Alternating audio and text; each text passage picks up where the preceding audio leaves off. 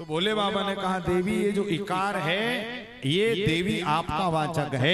यदि मैं आपके शरीर को गले में मुंड बनाकर धारण नहीं करता तो मैं जीते जी शिव नहीं शव कहलाता।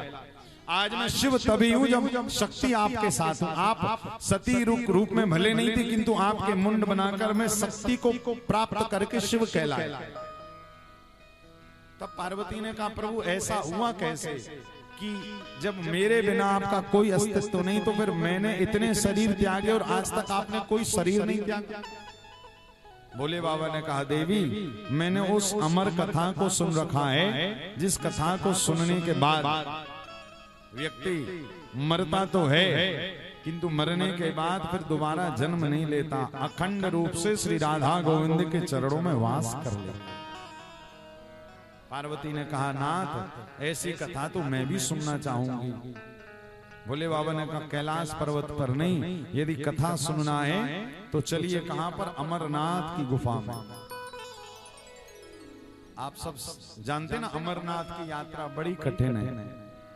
उनको अमरनाथ क्यों या उसको अमरनाथ की गुफा क्यों कहा जाता पता? क्योंकि वहां पर वही वो स्थान है जहां पर भोले बाबा ने मां पार्वती को बिठाकर श्रीमद् भागवत की सबसे पहले कथा श्रवण कराई। कहते हैं भोले बाबा चल पड़े कहां पर, कैलाश की उत्तंग शिखरों को त्याग कर अमरनाथ की गुप्त गुफा में। महादेव जब जा रहे थे तो भोले बाबा ने अपने गले में सर्प पहनते ना, उस सर्प को निकालकर त्यागा और आगे बढ़े। भोले बाबा जिस बैल पर बैठकर जाते उस बैल को त्यागा। पार्वती जी कह रही प्रभु आप कथा सुनाने के लिए सब चीजों का त्याग करते हुए क्यों जा रहे हैं?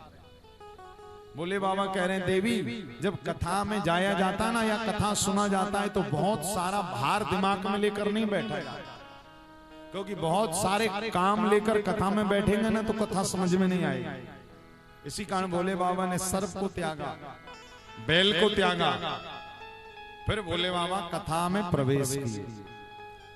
आप सब भी आए हैं कथा में, सब अपना अपना घर छोड़कर आए। 3 घंटे सब, 2 घंटे, 2.5 घंटे, 3 घंटे सब अपने अपने मोबाइल से दूर हैं क्या? और अपने देखो आसक्ति तो अपने अपने चरणों की चरण पादुकाएं भी उतार कर आए। कहने का अभिप्राय कि जब जीवन में कुछ त्यागा जाता है तभी कुछ प्राप्त किया जाता है। श्रीमद् भगवत गीता में, गीता जी में साक्षात श्री ठाकुर जी अर्जुन से कह रहे हैं अर्जुन त्यागा शांति अनंतरम। जब तक जीव जीवन में बुरी चीजों का त्याग नहीं करेगा जब तक चित्त में शांति आने वाली नहीं। अंतःकरण में शांति यदि चाहते हो तो भैया इस कथा को सुनकर कुछ ना कुछ देखिए। यहाँ पर 3 घंटे भी बैठे कुछ ना कुछ त्यागे हुए। अब कई को भूख भी लग रही होगी, प्यास भी लग रही होगी, उसके बाद भी कहते नहीं महाराज हमें तो कथा में आनंद आ रहा। क्यों? क्योंकि यहाँ पर शांति का अनुभव हुआ।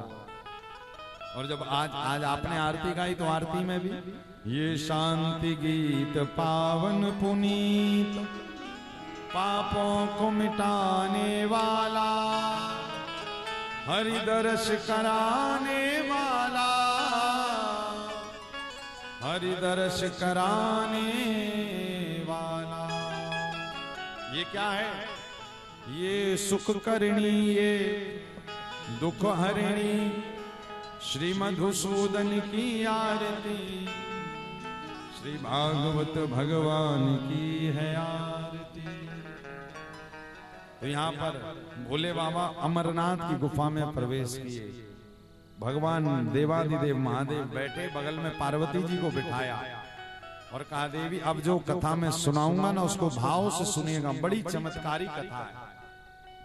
इसी कारण कहा जाता है हरे कथा राम जी की है कल्याणकारी, मगर ये करेगी असर धीरे धीरे।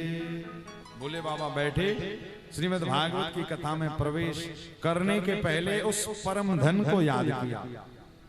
वो परम धन क्या है? हमारे वृंदावन में कहा जाता भैया श्री राधा नाम परम धन है। इसी कारण देखिए जब हम कथाओं में प्रवेश करते तो पहले श्री किशोरी जी को याद करते हैं, श्री ठाकुर जी को याद करते हैं, गा करते कि नहीं करते?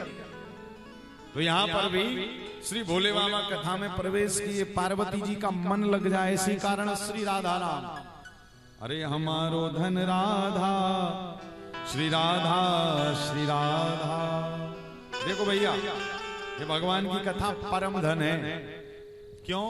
जो आपका साधारण धन था वो तो अपनी अपनी अलमारियों में बंद करके आए, और यहाँ पर ये कौन सा धन है? ये परम धन है।